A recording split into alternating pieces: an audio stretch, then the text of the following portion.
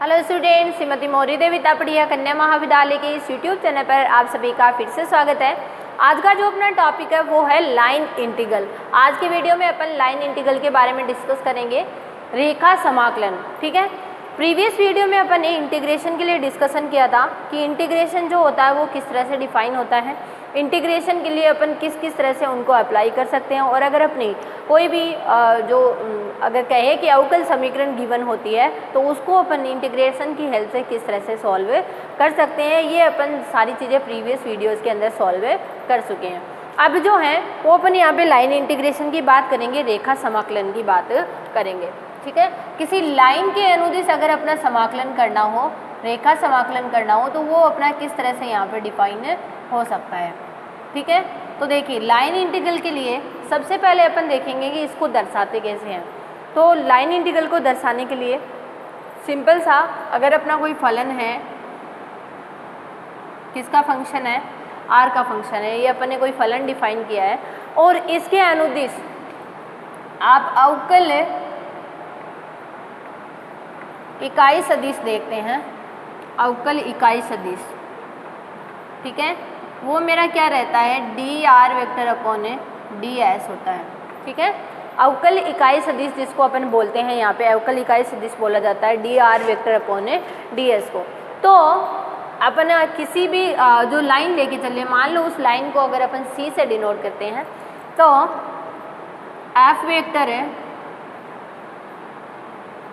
Are dot D R vector upon D S, इन दोनों के मल्टीप्लिकेशन का किसकी रेस्पेक्ट में अवकलन करवाना होता है, डी एस की रेस्पेक्ट में अवकलन कराना होता है। तो ये जो होता है वो अपना रेखा समाकलन को दिखाने का तरीका होता है। दूसरा यहाँ पे इसको अपन इस तरह से भी लिख सकते हैं, अगर डी एस से डी एस कैंसिल हो जाए तो अपना इस तरह से ये डिफाइन हो सकता है, ये भी अपन इसको यहाँ पे डिफाइन कर सकते हैं। तो ये जो आप देख पा रहे हैं इसको अपन क्या बोलते हैं, यहाँ पे रेखा समाकल बोलते हैं या रेखा समाकलन बोलते हैं।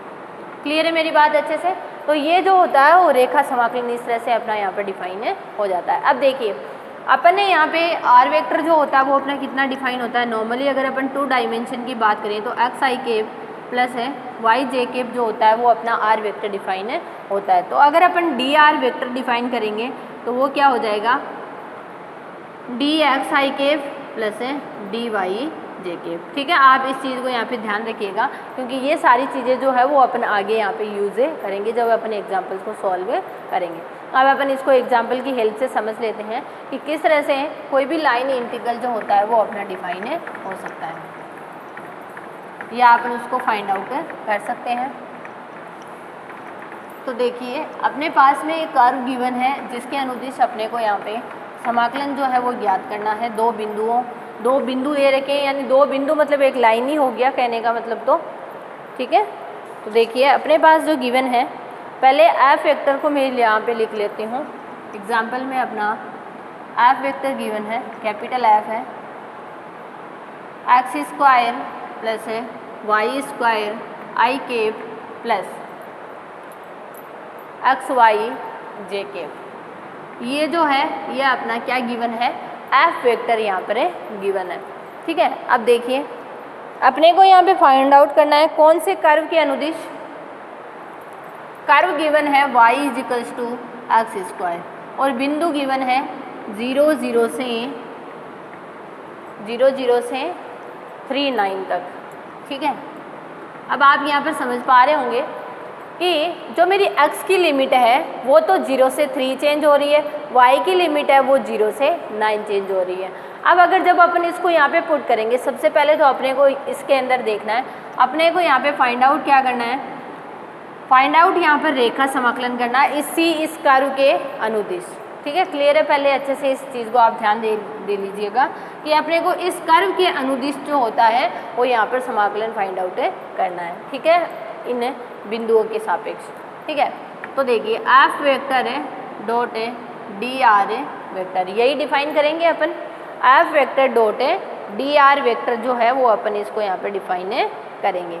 तो देखिए वैल्यू रख देते हैं अपन इसकी, एफ वेक्टर की वैल्यू पुट कर दीजिए X square plus Y square I cap plus x Y J cap, और इन दोनों का डॉट प्रोडक्ट होगा किसके साथ, D X I cap plus D Y J cap. क्योंकि यहाँ डी आर वेक्टर है तो डी आर वेक्टर को मैंने अभी आपको बताया था कि अपन क्या पुट करते हैं।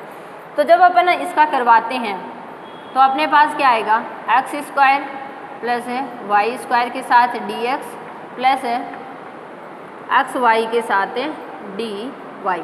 अब अपन देख पा रहे हैं यहाँ पे अपने को dx की रेस्पेक्ट में अवकलन करवाना है और यहाँ पर अपने को dy की रेस्पेक्ट में अवकलन, और दोनों की लिमिट भी अपने पास क्या है, अलग अलग गिवन है। तो अपन यहाँ पे एक काम कर सकते हैं कि ये जो पहला पद है इसमें अपने y को हटा के क्या पुट कर दें, x पुट कर दें, और इसमें अपन x को हटा के y पुट कर दें। तो अलग अलग इनकी लिमिट जो है वो भी क्या हो जाएगी, यहाँ पर अपनी डिवाइड हो जाएगी। ठीक है, तो अपन ऐसा कर देते हैं, जो अपना कर्व गिवन है उस कर्व के अनुदिश अपन इस तरह के चेंजेज कर देते हैं। तो देखिए अपना ये जो वैल्यू है इस तरह से x और y में यहाँ पर डिवाइड हो जाता है। पहले तो मैं इसको इस तरह से डिवाइड कर लेती हूँ, x square plus Y square D x plus x square sorry x y D y. ठीक है, अब इनकी क्या आ जाएगी, लिमिट आ जाएगी साथ ही साथ ही इनके अंदर। तो देखिए क्या बनेगा अपने पास यहाँ पर वैल्यूज जो है वो डिफाइन हो जाएगी।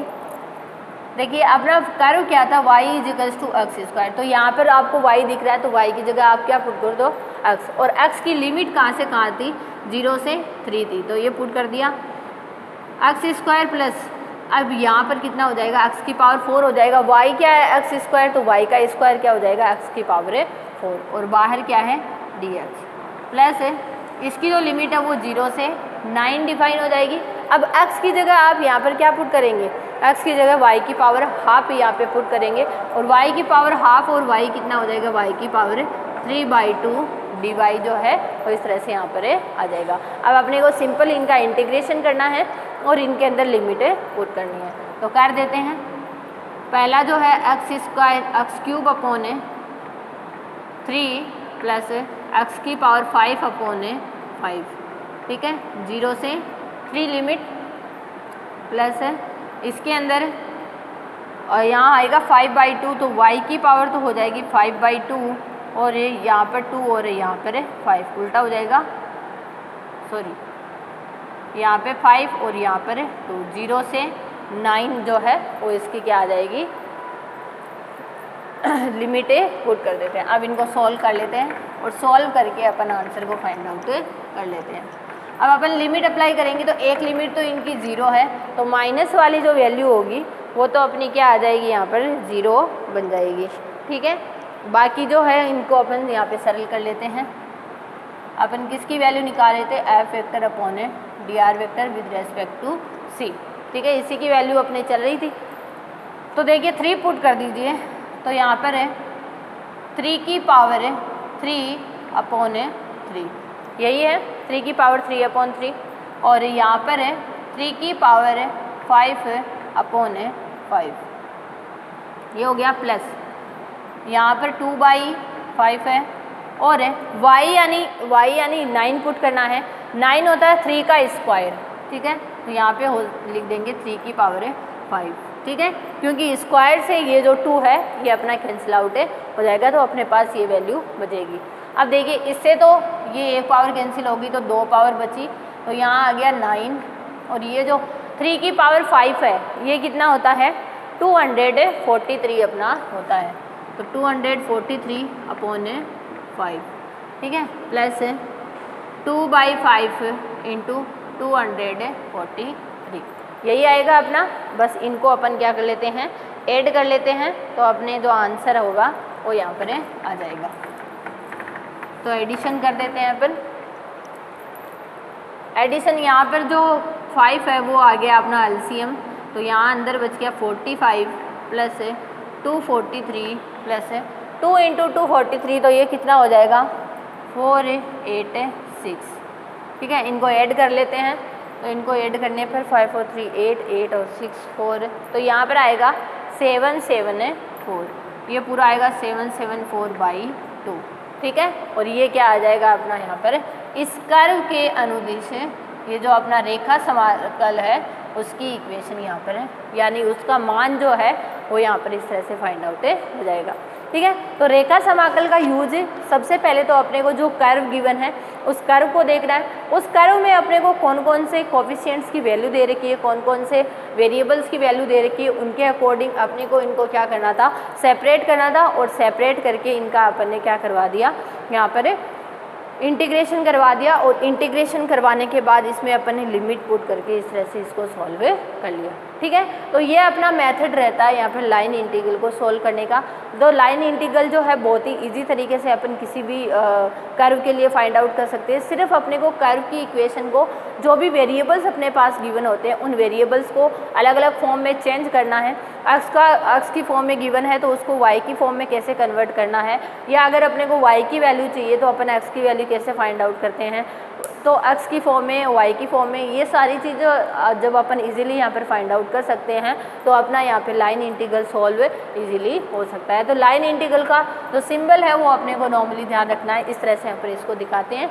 एक यहाँ पे आर के अंदर सदिश होता है, दूसरा आर की रेस्पेक्ट में इसका डिफ्रेंशिएशन वाला होता है, यानी डी आर सदिश होता है, और उसका किसी कर्व के अनुदिश क्या किया जाता है, यानी कहो कि लाइन के अनुदिश क्या किया जाता है, उसका इंटीग्रेशन किया जाता है। तो वो अपन उसको लाइन इंटीग्रेशन की फॉर्म में डिफाइन करते हैं। ठीक है, तो स्टूडेंट ये था अपना आज का वीडियो जिसमें अपन ने लाइन इंटीग्रल की बात की है। आई होप आपको ये समझ में आया होगा। आप इस वीडियो को ध्यान से देखना और कुछ भी नहीं समझ में आता तो मेरे साथ शेयर करना। Thank you so much.